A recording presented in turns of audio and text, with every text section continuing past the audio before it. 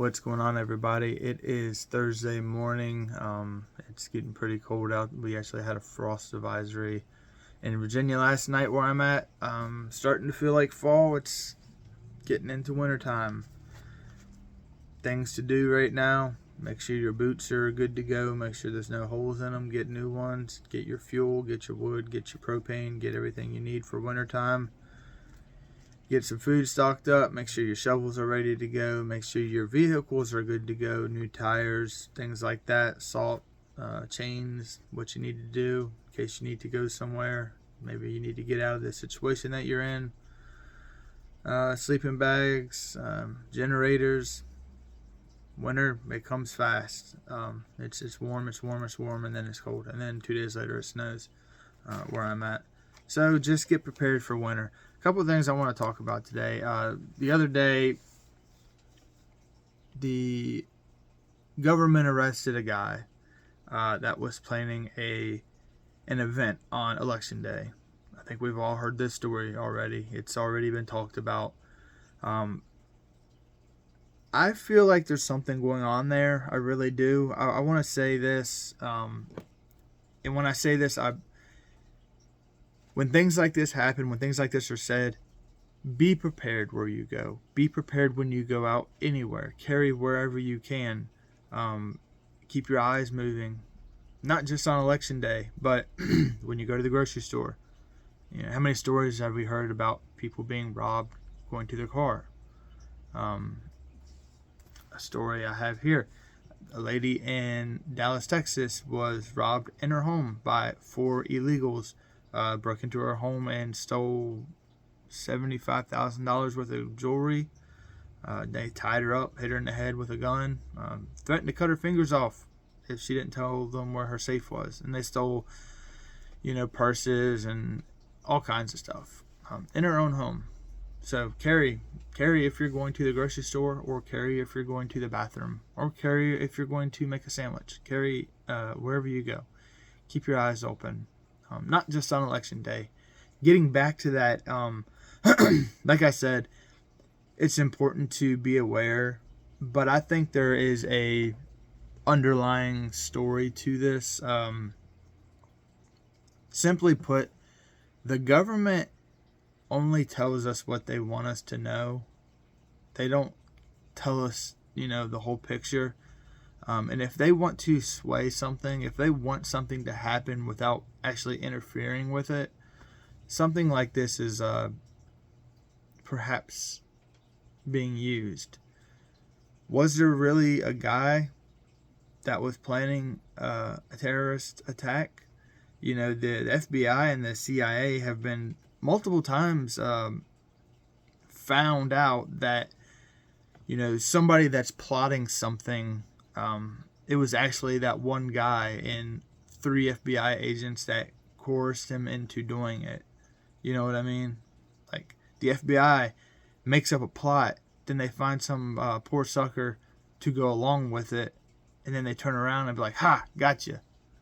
But it was their idea, and they kind of pushed him into doing it. Like, they've been countless times, being caught doing that. So my thought on the Election Day thing is, was it even really going to happen? Or was it just something that they want you to think was going to happen to be scared to go to the polls? I know that the majority of Republicans vote on Election Day rather than Democrats that vote in, by mail or things like that. And it happened in Oklahoma, which is a pretty red state as far as I'm concerned. They want people to be afraid to go to the polls. They're polling, or I'm sorry, the election to vote. Their polls, the Democrat polls, are not doing too good. As much as the media lies to us and say, "Oh, it's neck and neck," or yesterday I saw where Kamala is 11 points ahead. I'm going to call bullshit on that outright. There's no way that she's 11 points ahead of Trump. And people don't like Trump, that's fine. People don't like Kamala, that's fine. I don't really care. But if I had to choose, it would be Trump, simply because There's no wars. There was no wars when he was in office. All these other people, they work for the military. They work for the pharmaceuticals. They are bought and paid for. Trump's not bought and paid for. So I'd rather have somebody stupid or rude in office that is at least a free thinker and at least is there for the people versus somebody that excuse me, that is not there for the people, that is for bigger interest. But yeah, they want you afraid to go to the polls. They want you afraid to cast your ballot. They want you to be afraid. They want you to vote in mail, so they can either throw it away or change it. They need that to happen. They're not going to win any other way. Last election, everybody knows that something weird happened. Pipes bust. Ballots came in at 2-3 o'clock in the morning. Windows being taped up, all that stuff. And it's crazy that people know what's happening and we bitch and complain about it, but nothing ever happens. Just like all these pedophiles in Hollywood. We know this stuff happens. Politicians. All these weird satanic shit that happens in this country that we know as a population happens. But nobody stands up and does anything about it. Nobody stands up for the children. Nobody stands up for their education or for their discipline. Who is that TikTok dude? I don't remember his name. I've never even heard of him before this. But he crashed his car and he jumped out. And the first thing he did was oh no, my car. And he's filming it. Oh no, this sucks. Oh, F what, all other stuff. And his friend's dying in the passenger seat. But he gets out and he complains about his car crying. That is your fault as a parent. That stuff is happening with our children because of you and me and, the community not coming together and disciplining these kids. So it starts at home with you, with our kids. And they're going to be the next generation that votes. We need to teach them who to vote for and why to vote for somebody and how to use critical thinking. Not just because somebody promises you something free or somebody promises you stardom like everybody in Hollywood. You get promised, you sell your soul essentially to go into stardom. And you get paid millions of dollars. You get paid all this cool stuff. But then you are in the system and you have to do what they tell you to do. And you have to push their agenda. That's why rappers rap about, pharmaceuticals. That's why they rap about being, gangsters and killing each other. If all that stuff wasn't there, that mentality wouldn't be there. So what I was getting at with that is just teach your children. I don't know how I got off on that tangent. Sorry. But getting back to the voting, you guys have to be there. You guys have to show up. We all do. We all have to show up on election day and go vote. We need to show them that there are masses. The silent majority thing needs to go away. That you have to be there. There's people on YouTube and the internet that are talking about this stuff. And I see all these comments. Yeah. But I think everybody should do it. I think the more people that actually do it and not just watch it, Fox has millions of views or whatever. But what if millions of people started their own Fox channel? You know what I mean? It would show that they're not just people following and watching. It would show that people are actually taking a stand in it. They're actually speaking up. We all have to do this. This is America's fight. If you want to save anything that's left in this country, we all have to stand up. We all have to voice our opinion and say something. We need to say no to what is going on right now. And we have to show why it's important to stand up. So just make sure you go vote. I can't tell you who to vote for, but I think the majority of people know who needs to be voted in for right now to maybe somehow fix what's left of this country. But either way, for the election, it doesn't matter. It matters who gets voted in, but on election day or the day after or a week after, or however long it takes them to find more votes, whoever wins, it's not going to be good for the country. It's going to be turmoil. It's going to be chaos. You think the Democrats are going to care? They're going to say, Trump won, whatever. Do you really think that they're going to be like that, or do you think they're going to burn down more cities and cause a riot, martial law, all this crazy stuff? And on the other hand, if the Democrats win, do you think the Republicans are going to stand by anymore? They might. Republicans like to bitch a lot, but they don't like doing anything. People in Congress, they complain all the time, but they don't do anything. That might go like that. But this year, I don't think it's going to happen like that. This year, I don't think people are going to sit by anymore. I really don't. I think people are sick and tired of what's going on. I hope and pray that it's peaceful, and I hope and pray that what happens in the way God wants it to happen. I hope and pray that people aren't hurt. But time tells us and shows us political agendas in this country are a life and death situation. So I would just be prepared on election day and the days after, and maybe even the days leading up to it, to be prepared. Have some kind of bag ready to go. Have your vehicles fueled up. Have a plan with your family. Stay armed wherever you go. Carry wherever you go. Make sure your cameras are rolling at your house. Make sure if you have a guard dog, make sure you learn how to train them within a month or something. I don't know. Things are getting, the escalation of the tension in this country are like like a guitar string when you pluck it.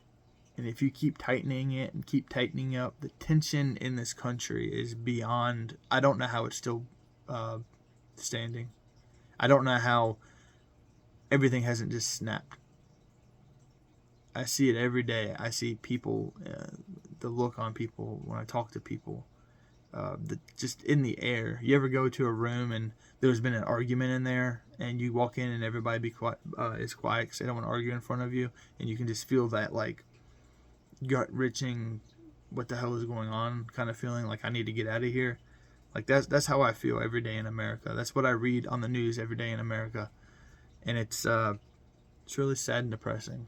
But just know that this election, with everything else going on in the world, there is going to be something that happens. Either on election day or not on election day. Whether it was that dude from Afghanistan doing something, maybe that is true. Maybe they did catch somebody. But my gut tells me that wasn't actually going to happen through him. It might happen with somebody else. But there was an article I read. That guy that was arrested from Afghanistan that was plotting to do some kind of attack with an AK on election day, he worked as a security guard for the CIA in Afghanistan. Why does it always revolve around the CIA or the FBI? Why do all these people, why do all these mass shooters, why do all the people that tried to kill Trump, why do all these people that are causing harm and doing things and pushing an agenda in this country, why do they always lead back to the CIA and the FBI or the government somehow? Why do they always have, their houses scrubbed clean and their phones unable to be getting into, or their search history gone? Why do they have connections to these two entities every single time? Can you answer that? Anybody, can you answer why they are connected? But at the same time, the media turns around and say, oh, they were a lone wolf, or, oh, they were a Republican or a white supremacist, when they're not. Who was that guy? There was, back when George Floyd stuff happened, there was another guy. He defended his life. He shot and killed somebody that was attacking him in his car or something. And they said, oh, he's a white supremacist. And the dude was Spanish, or he was, some kind of Latin descent or whatever. They do the same thing with Trump, man. They put him on screen and they make him 20 times oranger than he actually is. That guy, that made him look like he was white, but in a real picture, he was like I said, a Hispanic guy. The media only tells you what they want you to know. Point blank, that's end of story. That's it. You only know what the media wants you to know if you listen to them, which I don't know why you're still listening to them. There are millions of people on whatever platform you want to watch that are literally live streaming stuff, what's going on. The information that, how quick information goes right now, you don't need CNN or Fox or any of those people. You don't need that. There are so many independent journalists that are actually covering stories that matter, that aren't just fear-mongering, that aren't just putting that shit out for you to push a narrative. Like, I don't have a narrative. I'm just reading what's going on in the world, and I'm giving you my opinion on it. I don't care which way you go. I don't care if you're left or right. I don't care what you believe. I'm just giving you my opinion on what's going on in the world and maybe what you should do about it, and maybe prepare for what's coming. Like, I want people to be safe. However you do it, I don't care. There's millions of people out there that talk about this stuff, and we need more because there are billions of people on this planet. You know, I don't know if millions of people talk about it, but whatever.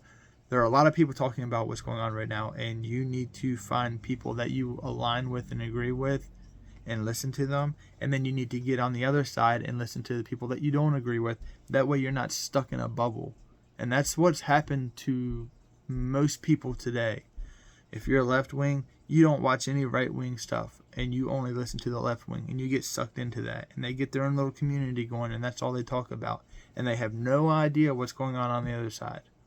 You can't be that. What's that chart where you have a circle and another circle and you put it together, left and right, but in the middle you're an American? You know, we all need to be right there. Listen to a little bit of this, listen to a little bit of that, and understand each person's point of view, so we can have dialect, and we can have communication, and we can understand each other. We don't need the government. We don't need the federal government destroying everything that we have, but we let it happen because we're divided. Because, you know, you have your opinions and you don't want to move on your opinions, and I have my opinions and I don't want to move my opinions. We don't have to be like that. You know, as Americans, we do not have to be like that. We can come together in the middle and say, hey, I don't agree with that, but we can still get along. I can still have a conversation with somebody even though I don't believe in abortion, and I still love you even if you believe in it. I don't agree with it, but that's between you and God. But we're not like that anymore, and we need to get back to that. We need to get back to realizing who the true enemy is, and the true enemy is the person that is dividing us, and the person that is dividing us is the CIA, the FBI, the United States government, more people on top of that, whatever you want to call them, the Illuminati, the lizard people, whoever, you know what I mean? Like, whoever is in charge of wanting to divide us, like the Soroses and all those evil people. We need to start coming together. We need to start standing up for what we agree and disagree on. We need to go out and vote. We need to not be scared. We need to not be afraid of stupid propaganda. People die, it's sad, but we're all going to die if we don't go out and vote. We are all going to starve if we don't go out and vote. There is a story, and I can't remember what it's called. I read it in 11th grade or 12th grade. It was a really good short story, and it was about Soviet Russia, and it was like, I want to say it was the Cold War or during World War II. I think it was World War II, and it was about this lady and her family, and the war started, and they all basically started to starve, and they were trapped in their home. And they were eating wallpaper, and there was cannibalism in the town, and, you know, they were literally eating the glue off of the wallpaper. They were boiling leather belts to eat. They were starving because they weren't prepared. And, like, that really happened to a lot of people. Millions of people starved. There's millions of people starving every day because they're not prepared for things. I'm going to wrap this up by saying we are going into winter. Things don't grow in winter. It's really hard to survive in a cold climate when you aren't prepared. You die very quick from hypothermia. You know, there's people all the time that lose heating in their house. They don't pay their bill, whatever, power goes out. They get cold, they fall asleep, and they die, and nobody knows. You need to check on your neighbors. You need to check on your family during this winter. Make sure they have heat. Make sure they have electric any way you can. Make sure you maintain what you have. You need to go stock up on food and fuel and clothes, your blankets, whatever you need to do. Plastic for your windows. I don't agree with plastic, but I know that helps a lot tremendously, especially in old houses. I put it on that window right there and on the windows in my house every year because it helps with cold. You guys need to do these things now. Winter is here. I know it's fall, but winter a month or so and it's going to be snowing. It might be already snowing where you're at, and if you're down south, Texans, don't forget y'all had a really bad freeze a couple years ago and nobody knew what to do. Y'all get 2 inches of snow on the ground and everybody crashes their car. Your houses are not equipped to handle freezes. Just like the people in the mountains of North Carolina were not ready for a hurricane to flood their houses. You need to think of all scenarios right now. Weather, government, outside attacks, solar flares. You need to think of everything and try to prepare your best you can with everything. Until then, I hope everybody has a great day, and I'll talk to you later.